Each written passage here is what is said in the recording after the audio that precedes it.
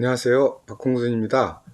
오늘 그림 산책 13회는 독일 화가 게오르크 솔츠의 노동의 수치라는 그림으로 여러분과 만나 뵙도록 하겠습니다. 먼저 그림을 보면요. 앞에 노동자와 그 자녀로 보이는 아들이 함께 길을 걷고 있는 모습이 나옵니다. 그리고 그 뒤에 기업가로 보이는 사람이 이들을 보고 있어요. 저 뒤편으로는 공장 굴뚝에서 검은 연기가 피어오르고 있고요. 또 그 옆으로 공장 시설들이 질비하게 쭉 늘어서 있는 것들이 보입니다. 제목이 심상치 않죠. 노동의 수치라고 말하고 있잖아요. 우린 흔히 직업에는 귀천이 없다, 노동은 수치가 아니다라고 말하는데, 이 화가는 노동은 수치라고 말합니다. 이 게오르크 숄츠는 20세기 초반에 독일 신직물주의 화가 혹은 화풍을 대표하는 사람이라고 할 수 있습니다. 기존의 표현주의 미술이 주로 이제 개인의 감정에 너무 치우쳐 있다 보니 사회적인 문제라든가 현실에서 눈을 돌리는 경우들이 많았어요. 이를 비판하면서 사회적인 부조리라든가 모순을 풍자적인 시선으로 또 사실주의적인 화풍으로 그렸던 화가들을 신직물주의라고 흔히 얘기하는데요. 그를 대표하는 화가 중에 한 사람입니다. 당연히 그 당시에 어떤 사회적인 빈부격차라든가 노동의 문제라든가 이런 것들을 비판적 시선에서 다루고 있다는 점을 염두에 두면서 봐야 되겠죠. 그런 점에서 볼 때 노동의 수치라는 이 그림 제목은 상당히 의미심장한 메시지를 담고 있다라고 봐야 될 겁니다. 한눈에 보기에도 어깨가 굽어 있어요. 그 다음에 눈길도 아래로 내리깔고 있습니다. 뭔가 이렇게 당당하거나 이런 모습은 아니고요. 자신의 처지에 대해서 스스로 부끄러워하고 어떤 시선을 회피하는 그런 점을 볼 수 있고요. 뒤에 기업가로 보이는 사람의 경멸적인 시선 역시도 그러한 부끄러움을 강요하는 혹은 강제하는 그런 요소로 그림에 삽입되어 있습니다. 그런데 특징적인 것은 그 밑에 아이 표정도 비슷해요. 어떻게 보면은 빈곤이 대물림되고 그 다음에 노동을 수치로 여기는 이러한 정서, 분위기가 대물림되는 현상을 보여주는 게 아닌가 싶습니다. 어떤 직종에 종사하는 노동자인가 궁금하긴 한데요. 일단 신문을 두툼하게 옆구리에 끼고 있고 아이도 들고 있는 걸로 봐서는 신문 배달을 하고 있는 그런 노동자가 아닌가 싶어요. 요즘에도 우리 주변에서 흔히 배달 노동자들을 많이 보잖아요. 당시에 조건에 맞는 어떤 배달 노동을 하고 있는 노동자의 모습을 생각해 볼 수 있는데요. 하지만 이 화가는 특별한 직종의 노동만으로 제한하고 있는 것 같지는 않아요. 왜냐하면 뒤에 검은 연기를 뿜고 있는 공장의 모습을 보더라도 이것을 노동자의 일반적인 정서, 일반적인 현실로 확장해도 무방하지 않을까 이렇게 싶습니다. 그래서 일단 그림을 보면은 기업가와 노동자 사이에 대조적인 이미지가 우리 눈에 확 띄게 되어 있죠. 노동은 흔히 우리가 수치가 아니고 직업에는 귀천이 아니다 이런 말을 하잖아요. 그런데요, 현실을 이렇게 뒤돌아 생각해 보면은 정말 노동이 수치가 아닐까요? 정말 직업에는 귀천이 없을까요? 또 하나, 과연 직업에는 귀천이 없다라는 말을 누가 만들었을까요? 노동자 스스로가 그래, 내 직업에도 나름대로 사회에 기여하고 귀한 역할을 하기 때문에 우린 당당할 수 있어, 뭐 이렇게 해서 만들었을까요? 아니라고 봐야 돼요. 오히려 사회적 강자에 속하는 사람들이, 더 많은 부를 가진 사람들이 노동을 하는 다수에 대해서 직업엔 귀천이 없다라는 말을 아마 만들어서 유포했을 겁니다. 그럼 왜 그런 말을 유포했을까요? 그냥 너희들 일 열심히 해라 이거겠죠. 돈 생각하지 말고 가난하면 가난한 대로 열심히 맡겨진 일에 근면 성실하게 몰두해라, 이런 도덕률을 퍼뜨리기 위해서 만들어낸 말에 가깝지 않을까 이렇게 생각해 볼 수 있는데요. 사실은 오늘 제가 게오르크 숄츠의 노동의 수치라는 그림을 하면서 염두에 둔 것은 전태일 열사예요. 벌써 50주년이 됐죠. 1970년 11월 13일에 평화시장 노동자였던 전태일이 노동자는 기계가 아니다, 그 다음에 근로기준법을 준수하라 라고 하면서 자기 몸에 불을 붙였던, 어떤 면에서 한국 노동운동의 분기점이 되었던 그런 사건이 일어났던 때입니다. 그게 벌써 50년 전이네요. 그리고 그러한 전태일이 겪었던 것 중에 하나가 노동이 하나의 긍지가 되지 못하고 수치가 되는 현실에 대한 절망이 아니었을까, 이렇게 생각을 해보고요. 그런 점에서 한번 당시 전태일 노동자의 모습을 한번 같이 비교해서 볼 필요는 있을 것 같아요. 자, 올려놓은 사진을 보면 평화시장의 한미사라는 업장에서 동료들과 사진을 찍은 모습입니다. 또 전태일 평전, 조영래 선생이 쓴 전태일 평전에 보면은 노동자로서 일하게 됐던 초기에 심정을 담은 글이 나와 있어요. 전태일이 직접 쓴 글이죠. 보면 이렇습니다. 한 가지 억울한 것은 너무 힘들게 작업시간이 길고 힘에 겨운 야간 작업을 시키는 것이다. 직공들이 매수를 많이 올려도 겨우 평균 월급보다 조금 더 받을 뿐이다. 너무 억울했다. 아무리 열심히 밤잠을 못 자고 많은 바지를 만들어봐야 피땀 흘린 대가를 못 찾았기 때문이다. 이 봉제공장이라든가 섬유업종 뭐 이런 것들이 몰려 있었던 것이 당시 평화시장이었죠. 그리고 밤샘 작업이 많았던 것이고요. 그럼에도 불구하고 실제 밤샘에 비해서 약간 더 주는 정도였고 노동 조건은 열악하기 그지없었다고 하는데요. 실제 이 사진을 보면은 얼마나 열악한 노동 조건이었는지를 알 수 있어요. 이게 실제 공장 아니거든요. 보면은 여러 명이 동료들과 함께 앉아 있는 겁니다, 의자에. 그런데 천장이 바로 머리 위에 있어요. 그러니까 제대로 일어설 수도 없는 좁은 공간, 다락방 같은 공간이고요. 다락방 천장이 여기저기 전부 다 구멍이 나서 너덜너덜한 모습이 보이죠. 그리고 난방이라고는 고작 그 구식 석유난로 하나로 때우고 있는 현장이라고 할 수 있습니다. 당연히 추위에 떨면서 겨울이면은 또 이게 섬유 관련한 업종이니까 얼마나 많은 먼지들이 날리겠어요. 그럼에도 불구하고 환풍기조차 없는 시설에서 또 천정이니 뭐니 전부 다 너덜너덜해서 비위생적인 환경 속에서 일을 해야 됐던, 게다가 밤샘 작업을 밥 먹듯이 해야 됐던 당시의 상황을 보여줍니다. 그래서 당시 전태일은 노동청에 근로개선 진정서라는 걸 내요. 거기에 주로 들어갔던 요구사항 중에 하나가 다락방 철폐해라, 그 다음에 환풍기 설치하라, 그리고 생리휴가 보장하라였어요. 다시 말해서 이것들이 안 지켜지고 있었던 것이죠. 다락방에서 밤샘 작업을 연일해야 되고, 그럼에도 불구하고 환풍기조차 없는 곳에서 먼지를 들이마셔야 되는 일상이었던 거고요. 여성들은 생리휴가는 꿈도 꾸지 못했던 것이 현실이었죠. 자, 그래서 근로기준법을 지키라고 하고 이를 관철하기 위해서 노동조합을 만들려고 했지만 탄압을 받게 되죠. 그래서 근로기준법 하형식을 11월 13일 열려고 했으나 이제 정보경찰들에 의해서 봉쇄가 되니까 자기 몸에 불을 붙이고 근로기준법을 지켜라. 그리고 노동자는 기계가 아니다. 또 내 죽음을 헛되이 하지 마라. 이런 구호를 외치면서 죽어갔던 사건입니다. 자, 그런데요. 얼마나 이런 노동 조건, 노동이 수치로 변해버린 조건이 얼마나 변했을까요? 일단 저 개인적으로는요, 전태일에 대한 특별한 어떤 감상이 있는 것이요. 제가 82년 이제 대학생이 돼서 한 1년 정도 겪고, 대학을 겪고, 또 80년대 초반에 사회를 겪고, 또 이런저런 책을 보면서 점차 내가 앞으로 노동운동 속에서 살아가야 되겠구나, 이런 생각을 하게 됐던 계기가 바로 전태일이었습니다. 내 죽음을 헛되이 하지 말라는 그 말이 폐부에 깊숙이 들어와서 박혔고요. 전태일을 통해서 당시의 노동자의 현실에 눈을 떴거든요. 그래서 대학교 1학년 말쯤인가 학생운동 하면서 노동자와 접하고 그들의 정서를 접하고 또 노동운동의 어떤 기초적인 것들을 배우고 싶다라는 마음이 들었어요. 그래서 당시에 야학, 노동야학 비슷한 야학을 들어가서 학생운동과 겸했던 기억이 납니다. 근데 거기서 접했던 노동자들의 삶은 참혹했어요. 대부분이 지하방에, 단칸방에 살아가는 처지였었고요. 이제 갓 20살 된 어린 노동자, 제 나이 또래의 노동자들이 주로였습니다. 그리고 예를 들어 가지고요.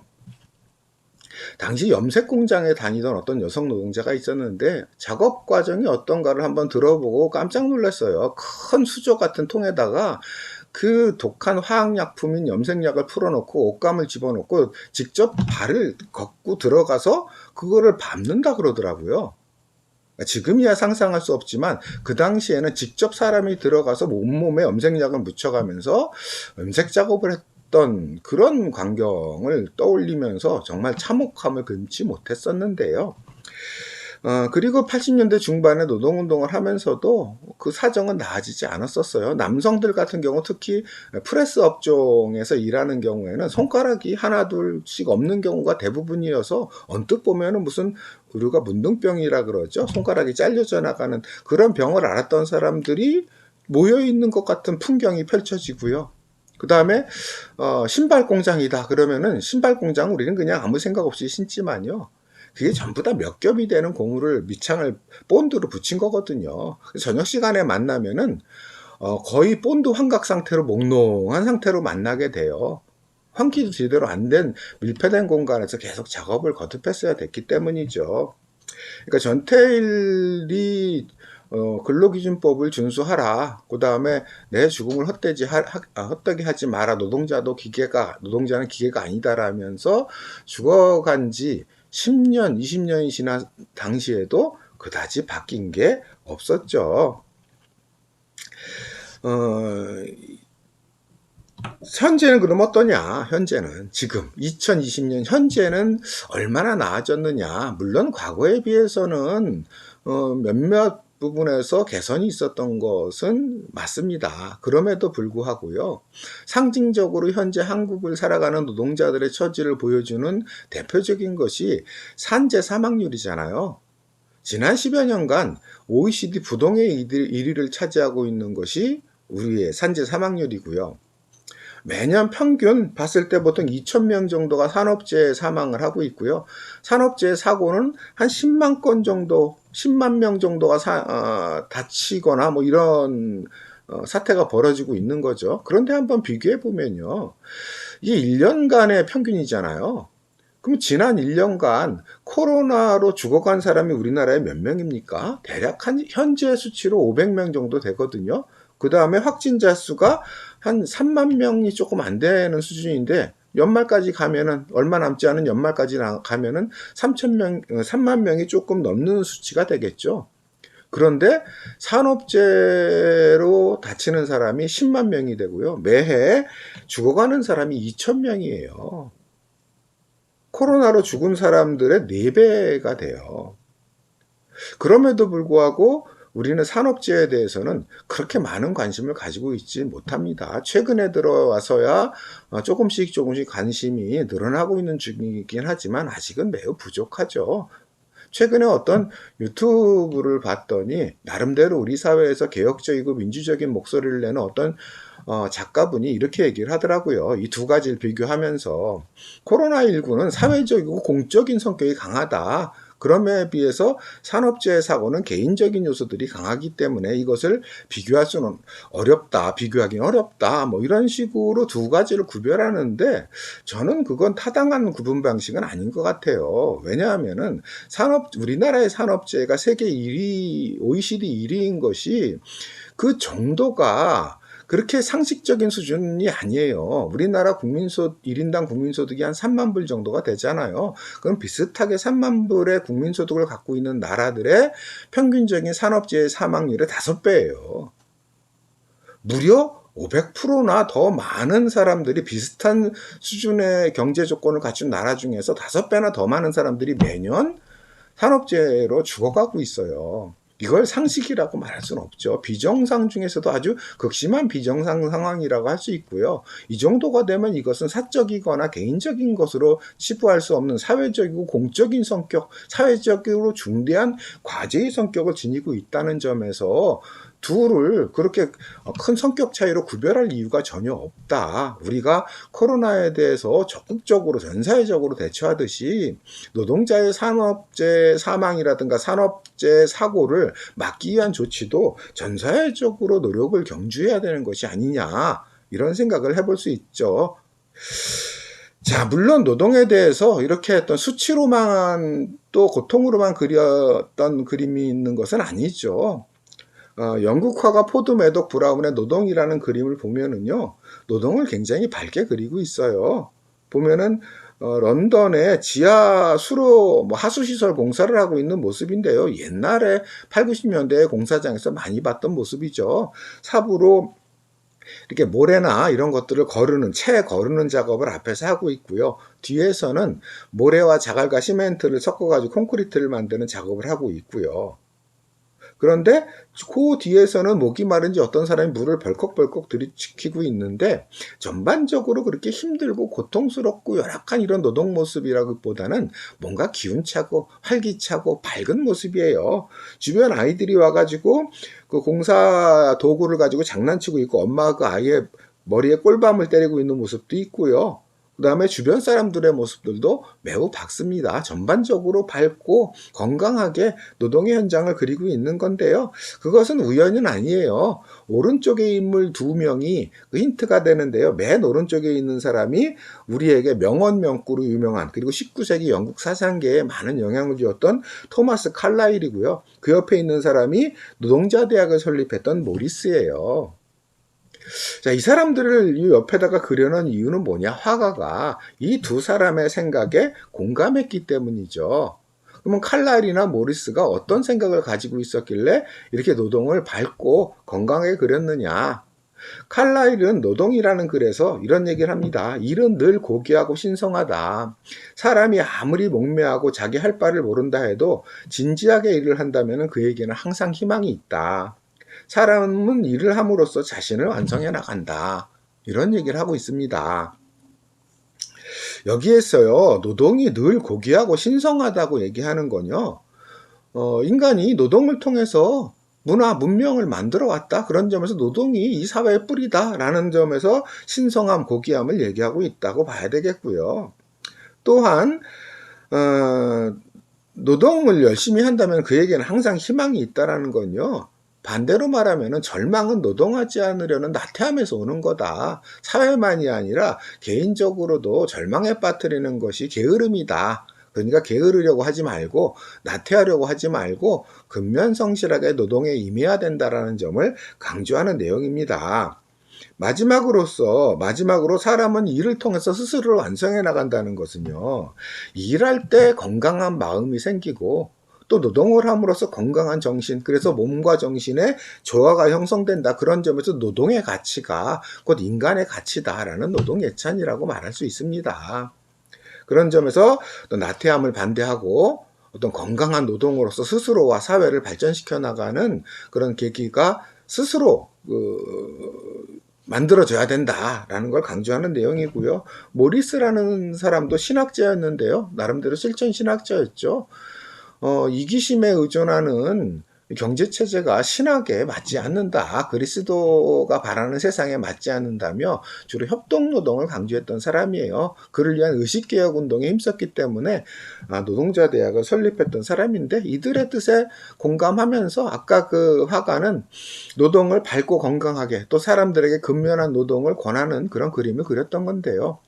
노동에 대해서 전혀 다른 얘기를 하는 사람도 있습니다. 우리에게 유명한 버트란트 러셀이라는 철학자는 게으름에 대한 찬양에서 이런 얘기를 하죠. 근로의 도덕은 노예의 도덕이다. 그런데 현대사회는 노예제도가 필요 없다. 일한 대가의 일부가 노는 사람의 부양으로 나가도 근면한 노동이 본분이라는 윤리를 그동안 사회는 유도했고 강조했다. 이제 사회를 현명하게 조직해서 적정량만 생산하고 노동자가 하루 4시간만 일한다면 모두에게 충분한 일자리가 생겨나고 실업도 없을 것이다. 이렇게 얘기를 하고 있습니다. 근로의 도덕, 즉 근면 성실하게 노동에 임해야 된다라는 사회적 도덕률은 노예 도덕이라는 거죠. 그러한 도덕은 누가 만들었느냐 이거예요. 당연히 일을 시키는 사람, 주로 사회에서 부와 권력을 쥐고 있는 사람들이 수많은 사람이 노동에서 벗어나지 못하도록 강제하기 위해서 만들어놓은 노예 도덕이다. 그리고 현대사회는 그렇게 또 노예 노동이 필요로 되지도 않는다. 왜냐? 생산력이 발전했잖아요. 100년 전과 지금을 한번 비교해 보세요. 아마 생산력이 수십 배, 어떤 업종에서는 막 100배 이상 발전을 했을 거예요. 하지만 노동시간은 어떤가요? 100년 전에 이미 8시간 노동제가 만들어졌잖아요. 하지만 지금도 8시간 노동이잖아요. 임금은 과연 100배, 수십 배가 올랐을까요? 아니죠. 명목임금과 실질임금을 구별해서, 즉 물가 대비 임금이라고 하는 실질임금으로 보면은 그렇게 많이 오르지 않았어요. 약간의 어떤 상승이 있었을 뿐이죠. 그나마 지난 한 몇십 년간의 과정을 보면은 실질임금이 하락하는 경향도 많이 나타나고 있다는 점에서 생산력은 엄청나게 발달했는데 끊임없이 노동의 사람들을 몰아넣는 현실은 변하지 않았다? 이건 노예도덕이라는 거죠. 그리고 그러한 노예 도덕에서 벗어나기 위해서는 사회적인 대책이 필요한데 노동시간을 대폭 줄여야 된다는 거예요. 우리는 8시간 그러면 아침 9시부터 6시지만요. 다른 나라는 점심시간을 노동시간에 포함해서 보통 아침 9시부터 5시까지거든요. 그런데 한 10여 년 전부터 유럽의 주요 국가들, 프랑스나 독일을 비롯한 주요 국가들은 이미 법정 노동시간이 7시간이에요. 그럼 아침 9시부터 일해서 4시면 끝나요. 요즘에는 6시간 노동제가 사회적으로 논의가 되고 있는데, 아니 7시간 노동만 되더라도 아침 9시부터 4시까지 일하고 나머지 7시부터 나머지는 자기 시간이 되는 거잖아요. 충분한 여가를 누리고 문화적인 향유를 할 수 있는 조건이 만들어지는 거죠. 우리 인간이 살아가는 목적은 노동에 있는 것이 아니라는 거죠. 칼라일처럼 노동이 인간의 가치다라고 보지 않고 인간은 노동을 하나의 도구고 수단으로 쓰는 것이 인간이다. 오히려 가치는, 인간적 가치는 자신이 추구하는 어떤 다른 것에서 성취하는 것이지 노동은 그것을 위한 방편일 뿐이다. 그런 점에서 노예의 도덕, 노동의 윤리, 노동의 도덕률에 빠지면 안 된다라는 점을 오히려 강조하고 있습니다. 다시 그림으로 가서 보면요. 숄츠의 노동의 수치에서 나타나는 어떤 노동을 수치스러워하는 사회적인 분위기, 또 노동자 스스로가 그것을 감수해야만 되는 그러한 현실은 도대체 어떻게 바뀔 수 있느냐. 우리 사회에서는 여전히 노동은 수치가 아니다. 직업엔 귀천이 없다면서 3D 업종 꺼리려고 하지 말아라. 그건 나태한 거고, 더럽고 위험하고 어려운 3D 업종에서 기피할 게 아니라 열심히 일함으로써 스스로를 성취하라는 오히려 권장이 많아요. 하지만 3D 업종을 가리지 않고 직업에 귀천이 없다라는 그 기치를 내걸고 거기서 일을 하는 것이 올바른 걸까요? 3D 업종을 없애는 게 올바른 게 아닐까요? 위험하지 않고 더럽지 않게 만들어야 되는 건 아닌가요? 그렇지 않기 때문에 우리나라가 OECD 산업재해 사망률 1위라는 오명을 계속 뒤집어 씌고 있어야 되고, 그 다음에 우리와 비슷한 경제력을 가진 나라에 비해서 산업재해 사망률이 5배 정도가 되는 이런 끔찍한 상황을 계속 맞이하고 있는 게 아닌가. 그래서 오히려 3D, 3D 업종을 없애고 노동자들이 쾌적하고 건강하게 노동을 할 수 있도록 만들어주는 게 사회의 할 일이다라고 보는 거고요. 또한 노동의 가치, 노동이 수치가 되지 않으려면 노동의 가치가 인정돼야 되는 거잖아요. 그러면 자본주의에서 노동의 가치는 어떻게 인정되나요? 다른 건 몰라도요, 최소한 그것이 노동이라는 그 노동의 가치는 보수나 노동 조건으로 나타나게 되어 있어요. 직업에 귀천이 없다면 마찬가지로 보수가 귀천이 없어야죠. 그게 바로 귀천이 없는 거죠. 어렵고 힘든 일에 종사하는 사람들이 그만한 대우를 받고, 보수로서 대우를 받고, 또 위험하고 더럽지 않은 노동 조건을 보장해 줌으로써 자연스럽게 사회적으로 노동은 수치가 아닌 게 되고 직업은 귀천이 없는 게 되는 거죠. 그것은 개인의 의식개혁의 문제가 아니라 사회의 구조적 개혁의 문제다, 이렇게 생각을 합니다. 그 전태일의 유서의 마지막에 보면은 이런 얘기가 나옵니다. 이 순간 이후의 세계에서 내 생에 다 못 굴린 덩이를 목적지까지 굴리려 하네. 또다시 추방당한다 하더라도 굴리는데 도울 수만 있다면, 이룰 수만 있다면 계속 돌을 굴리겠다. 이런 유서의 마지막 내용이었어요. 그런 점에서 내 죽음을 헛되이 하지 말아라. 자기도 설사 저 세상에 가더라도 이 현실을 바꾸기 위해서 노력할 테니 다른 사람들도 자기의 뒤를 따라달라라는 이제 바람이었는데요. 우리가 전태일 정신을 계승한다는 것은 무엇일까? 전태일이 그 당시에 겪었던 수치로서의 노동, 모욕으로서의 노동을 현실에서 없애나가는 것, 그를 위한 사회적인 개혁, 또 운동 이런 것들을 이어나가는 것이 아닐까 생각을 해보고요. 자, 오늘 그림 산책은 전태일을 기리는 마음에서 숄츠의 노동의 수치로 여러분과 만나 뵙고요. 의미가 있었다면은 좋아요, 구독 부탁드리고요. 다음 시간에 다음 그림으로 여러분과 만나 뵙겠습니다. 감사합니다.